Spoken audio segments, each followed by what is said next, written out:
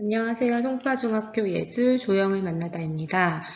오늘은 공판화의 특징과 종류에 대해서 정리해 보려고 합니다. 잘 따라와 주세요. 자, 먼저 공판화는 실크 스크린과 스텐실로 종류가 나뉜다고 했었던 거 혹시 기억나나요? 그래서 오늘은 실크 스크린과 스텐실에 대해서 제작 과정과 특징을 다시 한번 정리해 보려고 합니다. 첫 번째 공판화의 특징을 이해하고 정리해 보기를 해보려고 합니다. 아까 말했듯 공판화는 실크 스크린과 스텐실로 나뉜다고 했는데요. 요 두 판의 공통점은 당연히 공판화라는 거겠죠? 판의 특징을 보면 여러분이 더 이해하기가 쉬울 거예요. 공판이라는 거는 빌 공자를 써가지고 판에 구멍을 뚫어서 이 빈 공간으로 잉크를 내보내는 판형을 말합니다. 그래서 판면에 새긴 모양이 그대로 판에 새겨진다는 게 특징이고요. 그래서 다른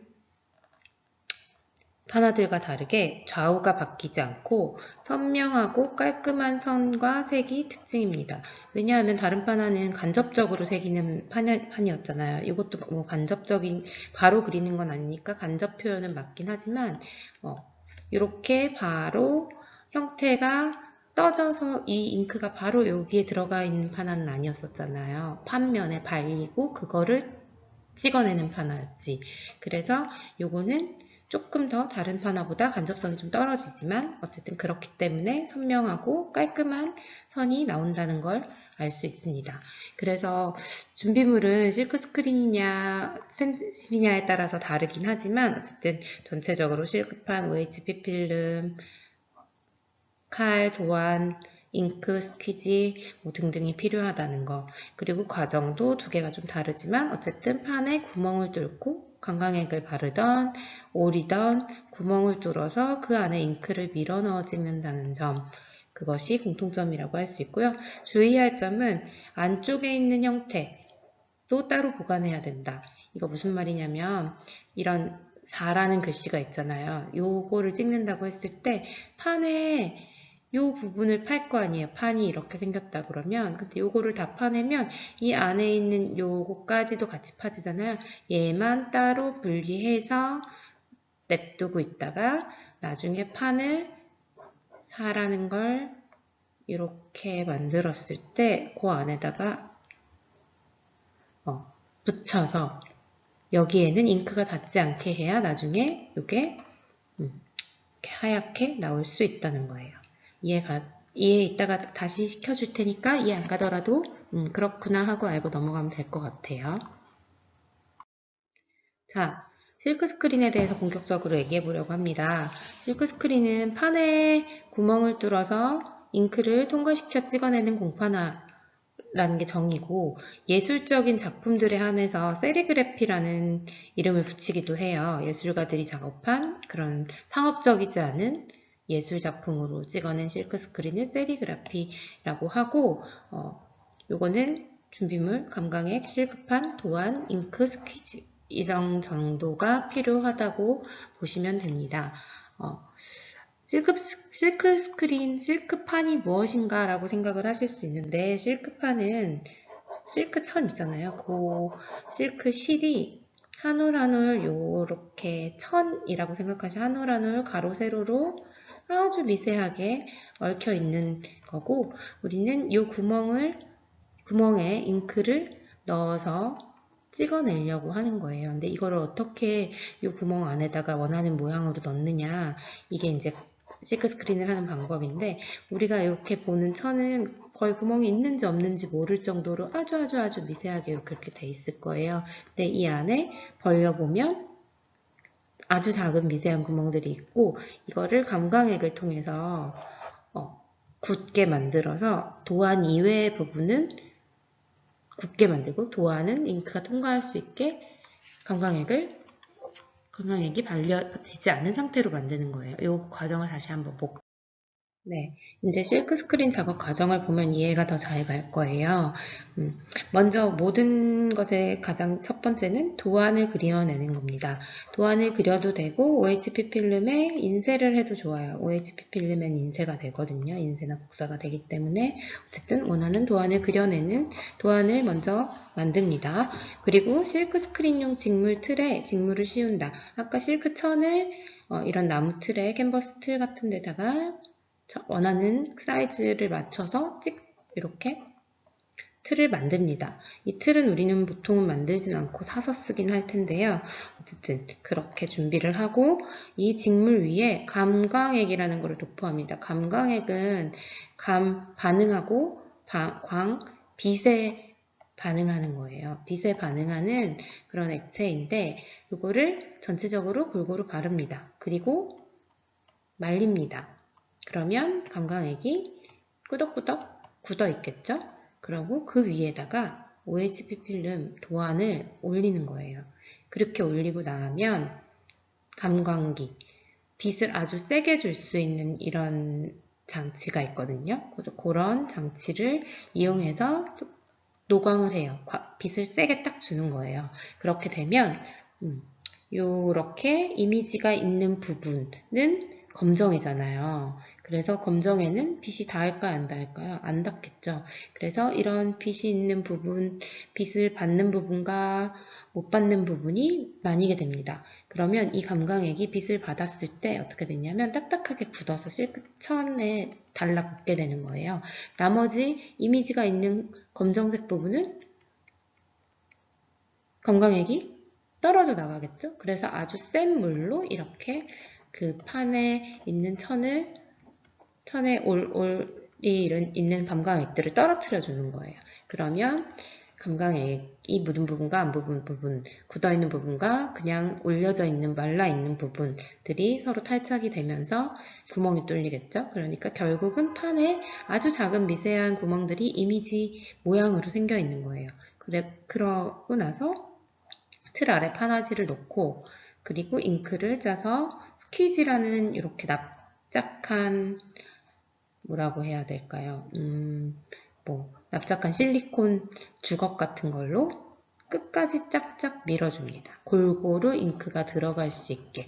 왜냐하면 이 틀의 실크천의 구멍들은 너무너무 작기 때문이죠. 그래서 이걸로 쭉쭉 펴주면 골고루 묻어나온 잉크가 이렇게 인쇄가 되는 겁니다. 실크 스크린은 어렵지 않아요. 대신에 우리는 감광기나 이런 실크천, 감광액 이런 것들을 아주 우리가 쉽게 사용할 수 있지 않기 때문에 조금 더 그런 거지. 근데 사실 풀 같은 거를 이용할 수도 있긴 하거든요. 목공풀 같은 거 굳으면 딱딱해지는 그런 거 나중에 한번 기회가 되면 해보도록 하고 실크 스크린의 원리에 대해서는 이해가 갔을까요? 갔을 거라고 생각하고 다음 예시작을 한번 볼게요. 자, 이 그림들 너무 많이 봤죠? 이제 누군지 알 거예요. 우리 서양미술사에서 한번 다뤘으니까 앤디 워홀이라는 팝아트 작가 대표 작가죠. 그래서 이런 캔벨스프, 마릴린 먼로, 꽃 시리즈 이런 것들을 했는데 지금 자세히 보면 요 판 하나하나가 다 같은 모양인 거예요. 같은 모양인데 이 실크 스크린으로 다 이게 제작을 한 거거든요. 요건 당연히 사람 얼굴을 가지고 같은 사진을 가지고 조금씩 화장법, 색깔, 머리 색깔, 발경 색깔 여기도 캔버스프도 이렇게 원래와 똑같이 빨간색 캔으로 찍은 것도 있지만 이렇게 색감을 바꿔서 찍은 것도 있어요. 이게 판화의 특징인 거를 너무 잘 살린 거예요. 앤디 워홀이. 그래서 여러 장을 찍어서 색깔만 바꿔서 혹은 이렇게 여러 번 겹쳐 찍어서 그렇게 해서 새로운 이미지들을 만들어냈고 이거를 대량 생산해서 많이 팔았다고 했죠. 그게 실크 스크린을 이용한 방법이라는 거. 이제 그때는 실크 스크린 선생님이 그렇게 얘기했는데 무슨 말인지 몰랐다면 이제는 이해가 갈 것이라고 생각합니다. 자, 다음은 여기 앤디 워홀이 작업하는 모습인데 아까 그 꽃 그림이에요. 이게 흑백이라 잘 안 보이겠지만 이렇게 수백 장을 찍어 놓고 이 뒤에도 찍어 놓고 후반 작업을 하는 모습이에요. 첫 번째 한 번 찍은 판으로 물론 생산을 할 수도 있지만 이 위에다가 아까 여러 번 겹쳐 찍거나 아니면은 뭔가 더 원하는 문양 같은 거, 색감 같은 거를 넣어서 이렇게 작업을 해서 팔았다는 점. 그리고 아까 워홀의 그림에서도 봤지만 마릴린 먼로, 마오쩌둥 이런 사람들을 어떻게 저렇게 똑같이 그렸지? 라고 선생님도 예전엔 생각했었어요. 근데 이 기법이라는 거를 알았던 거죠. 나중에 포토 실크 스크린이라는 겁니다. 그래서 이것도 그린 게 아니라 사진이에요. 사진 아까 OHP에 인쇄가 된다 그랬죠? 이거를 사진으로 인쇄를 해서 사진 대신 이렇게 사진을 도안 대신 이렇게 쓰는 거예요. 마찬가지고 여기도 오드리 헵번인가 있고 여기도 어쨌든 사람들 사진이 있고 그래서 거기 위에 또 작업을 하고 또 작업을 해서 여러 가지 이미지들이 겹치게 하고 이렇게 색감도 다르게 해서 찍기도 하고 이거는 포토를 이용하는 건 요즘 현대 판화에서 많이 쓰이고 있는 건데요. 실크 스크린만 쓰이는 거 아니고 우리 애칭이나 뭐 이렇게 부식하는 것들 선생님이 일부러 그 영상을 보여주지 않았는데 포토 애칭이라는 것도 있고 어쨌든 사진을 이용한 요즘 판화 작업들이 대세가 되고 있습니다. 이제 이해가 다 되겠죠? 넘어갈게요. 이제 스텐실입니다. 스텐실은 판에 구멍을 뚫고 잉크를 통과시켜 찍어내는 공판화. 우리가 공판화라고 생각하는 이미지에 가장 적합한 대표적인 기법입니다. 그래서 스텐실은 두꺼운 도화지나 OHP 필름 이렇게 두 가지 정도를 쓸 수 있는데 보통은 OHP 필름을 많이 쓰죠. 왜냐하면 밑에가 보이니까. 그거는 무슨 얘기냐면 이따가 한번 볼게요. 도안, 물감, 스펀지, 스텐실, 붓 정도 등이 준비물로 필요하고 이 기초 세트를 보면 필름지 있고요. 커팅 매트, 왜냐하면 이 필름지를 도안에 맞게 잘라야 되니까 색상이 상하지 않게 매트가 필요하고 그 다음에 스텐실 커터라고 하는데 이건 디자인 커터긴 한데 그냥 일반 커터 칼로 써도 됩니다. 그리고 이거를 찍을 붓이나 스펀지 그리고 마스킹 테이프. 마스킹 테이프도 왜 필요한지 아마 설명이 될 거예요. 좀 이따가. 우선 이런 붓 혹시 본 적 있나요? 이건 스텐실 붓이라고 하는데 여러분 스텐실을 어디에서 봤을지 모르겠지만 봤던 사람들은 이미지를 한번 떠올려 보세요. 그래서 이 스텐실 붓으로 찍었을 때 나타나는 약간 미세한 그라데이션 같은 느낌이 이 붓을 보면 이렇게 생겨가지고 찍는구나 그렇게 나오는구나 라는 걸 알 수 있을 거예요. 다른 붓과 다르게 여기가 평평해요. 그래서 잘 찍을 수 있게 놨다는 거. 그걸 알고 넘어가면 될 것 같고, 자, 이 공판화 특징 가장 많이 나타난다고 했죠. 볼게요. 작업 과정 보면 이제 너무 쉬울 거예요. 스텐실 작업 과정은 밑그림, 당연히 첫 번째는 도안이라 그랬죠. 도안을 그리고 밑그림 위에 투명 필름을 올려서 색별로 그린다. 자, 이게 무슨 얘기냐면 색깔을 미리 아이디어 스케치할 때 정하는 거야. 나는 이렇게 찍고 싶어. 난 이런 물고기를 만들고 싶어 라고 했으면 빨간 판은 빨간 판대로 노란 판은 노란 판대로 파란 판은 파란 판대로 판을 뜨는 거예요. 그래서 마스킹 테이프가 왜 필요하냐면 혹시 도안이 OHP 필름보다 크거나 지금은 이렇게 딱 맞으니까 그냥 끝에만 맞추면 이게 다 맞을 텐데 만약에 도안이 더 커 OHP 필름이 더 작아 그러면 OHP 필름에 이 놓는 자리를 다 맞춰야 될 거 아니야. 그래서 이때 마스킹 테이프로 고정을 시켜 놓고 한다거나 하는 게 필요합니다. 찍을 때도 마찬가지고요. 아니면 표시를 따로 한다거나 종이 위에다가 그래서 어쨌든 판을 다 분리를 한 후 필름에 구멍을 냅니다. 우선 스케치를 다 옮기고 구멍을 내고 요거 할 때는 당연히 그냥 일반 연필이나 이런 게 아니라 네임펜 등이 필요하겠죠. 네임펜 OHP 필름에 걸 옮기려면 그래서 그 다음에 밝은 색부터 판을 두고 찍습니다. 이것도 당연히 마스킹 테이프로 혹은 기준점을 두고 움직이지 않게 만든 다음에 그 다음 밝은 색부터 어두운 색 순으로 노랑, 빨강, 파랑 순으로 찍겠죠? 이렇게 해서 완성입니다.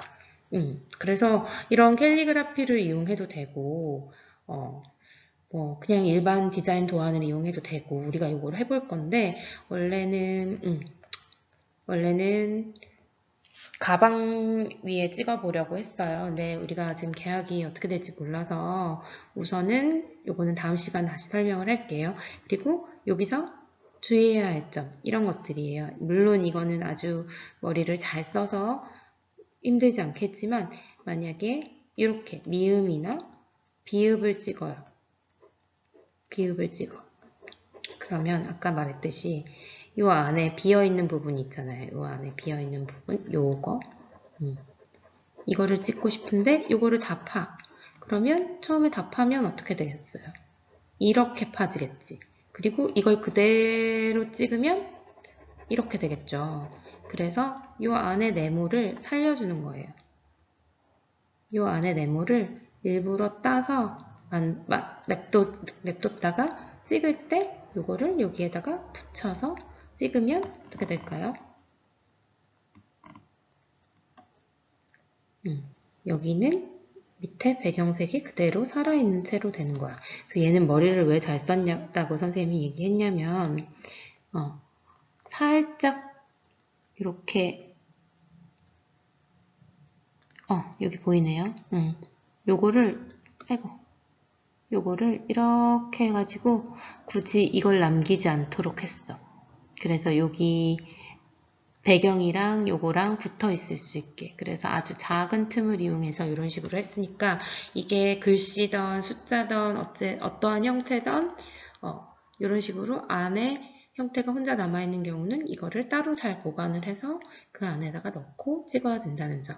이응, 미음, 비읍 뭐 이런 것들이 마찬가지겠죠. 영, 뭐 도너츠 모양 아니면 뭐 꽃에 있는 가운데 모양 뭐 이런 등등. 그래서 아주 작은 선들로 만들어 놓으면 될 것 같아요. 자, 스텐실 예시 작품을 보겠습니다. 스텐실 예시 작품 스펀지로 찍은 느낌 들죠? 그라데이션 보이죠? 이게 아주 일률적으로 찍을 수는 없기 때문에 이런 느낌이 나고 이게 특유의 느낌으로 사랑받고 있기도 합니다. 그래서 이렇게 캔버스 백에다가 우리가 원하는 모양을 만들어서 좀 하고 싶었으나 요거는 하고 싶은 사람만 가져오는 걸로 하고 우리는 우선 지금 시간에 맞게 맞는 수행평가를 계획하고 있으니까 다음 시간에 다시 안내를 할게요. 자, 스텐실은 이렇게 실생활에 아주 많이 사용이 됩니다. 그래서 이렇게 도마에도 혹은 이런 수납함에도 목공품 이런 거에도 이것도 스타벅스 로고를 이용한 코스터인데 여기 보면 여기 안 했죠. 여기를 이런 것들을 주의하라는 겁니다. 아까 말했던. 이해 갔나요? 여기 안에 뚫려있는 부분들을 냅두었어야 되는데 너무 작으니까 아마 그냥 새겨버렸던 것 같아요. 그리고 여러분이 입고 있는 티셔츠들 이런 것들이 아마 스텐실을 이용한 가장 실생활에서 많이 볼 수 있는 파나이지 않을까 싶습니다. 그리고 우리가 또 봤었던 그냥 일상적으로 보는 어디 가게 안에 있는 이런 내부 장식이라든지 이런 식으로 간판 대신에 붙어있는 벽에 있는 글씨라든지 이런 것들 많이 봤죠? 실내에. 그래서 또 이런 거 기억나나요? 이거 서양미술사 시간에 다뤘었던 작품인데 영국의 악동 작가인 뱅크시라는 작가죠. 이 작가가 사용한 것도 벽에다가 스텐실로 그려낸 작품들입니다. 이제 스텐실이 얼만큼 많이 쓰이는지 이해가 가죠?